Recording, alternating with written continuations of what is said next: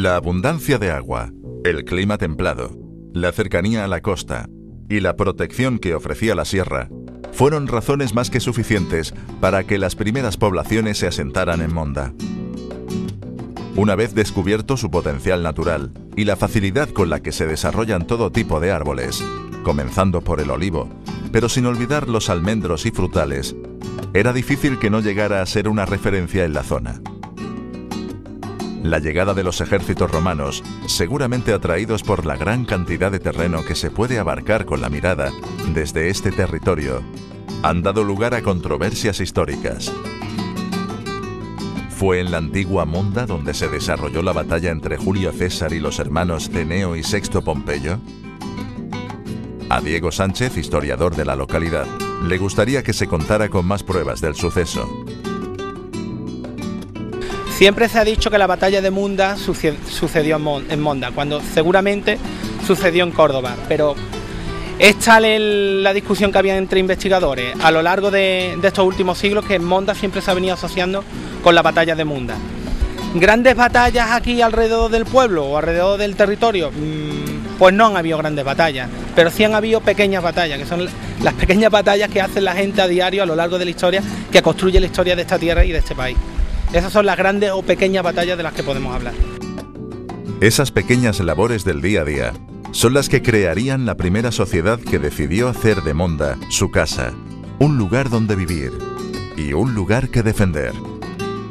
Hablamos del pueblo árabe, que aprovechó los restos de las edificaciones íberas y romanas, entre ellas los primeros vestigios del castillo, para establecerse aquí. En el siglo IX, y temeroso de la sublevación de Bobastro contra el poder de Córdoba, Omar Ben Hafsun decidió reconstruir el castillo para tratar de rechazar a los alzados. El castillo no soportó la embestida de las tropas de Said ibn al-Mundir, pero poco después sería reconstruido de nuevo para hacer frente no solo a las luchas internas entre caudillos árabes, sino a las tropas cristianas. El castillo se edificó en torno al siglo IX después de Cristo, asociado a la revuelta muladí de Omar Ben Hafsun. Pero a lo largo del tiempo, durante época islámica y durante toda la época medieval, ha tenido sucesivas reconstrucciones y sucesivas reformas.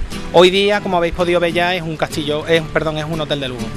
El propio castillo le da nombre al municipio. El municipio, el nombre Monda, viene de una expresión romance que significa mondare, que la traducción viene a significar valle entre montañas. Es de época mozárabe el topónimo. Pero durante el verano de 1485, la hegemonía árabe llegaría a su fin. Las tropas de los reyes católicos obligarían a la conversión a los que quedaban y entregarían la ciudad al capitán Hurtado de Luna, que pasaría a ser alcalde de Monda. Una vez que los cristianos conquistan el territorio, mantienen durante un siglo más o menos a los musulmanes bajo su yugo. Los convierten en moriscos. Esto es, musulmanes que aceptan la fe cristiana falsamente y se quedan conviviendo con ellos durante unos 70 o 80 años. Pero la cosa no fue bien, la convivencia no pudo ser y estalló en forma de revuelta en 1568, una revuelta a lo largo de todo el reino de Granada. Finalmente los musulmanes, o mejor dicho, los moriscos tuvieron que ser expulsados del territorio. La transformación del municipio pronto se hizo patente en todos los elementos arquitectónicos dejados por una cultura que conocía como nadie los secretos del agua. La fuente lavadero de la Jaula es un ejemplo vivo de ello. Como anuncia un letrero, el misterio y el firmamento se unen en sus aguas. La construcción del techado y de la gran cruz que la preside respetó la base creada por los musulmanes que ha llegado hasta hoy, con un agua fresca y reparadora, símbolo de todo el municipio. La huella más longeva, digamos, el hilo conductor que ha podido dejar una y otra cultura que se ha pasado unas a otras, ha sido el agua. El agua en forma de huerta, en forma de alberca, en forma de lavadero, en forma de fuente. Ten en cuenta que el agua desde la antigüedad es necesaria para vivir. Desde época islámica ya tenemos documentada una serie de fuentes, como esta. Se llama fuente de la jaula, la conoce todo el mundo, pero viene de un vocablo árabe que significa al-jaura, que significa fuente de las afueras, una fuente de la periferia, que se supone que sería una fuente que estaba alejada de lo que es el casco urbano. que estaría más centrado en la falda del castillo y de la iglesia. Yo creo que el agua es el denominador común de toda la historia del municipio y todo lo que a ella se asocia. Pero también en lugares tan emblemáticos como la iglesia de Santiago Apóstol. Antigua mezquita, fue transformada en iglesia tras la expulsión de los moriscos.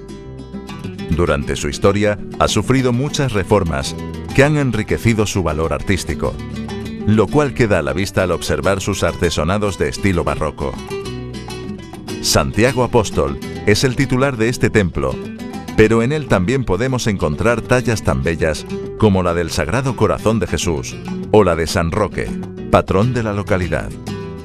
La iglesia tiene unos 500 años de historia, es prácticamente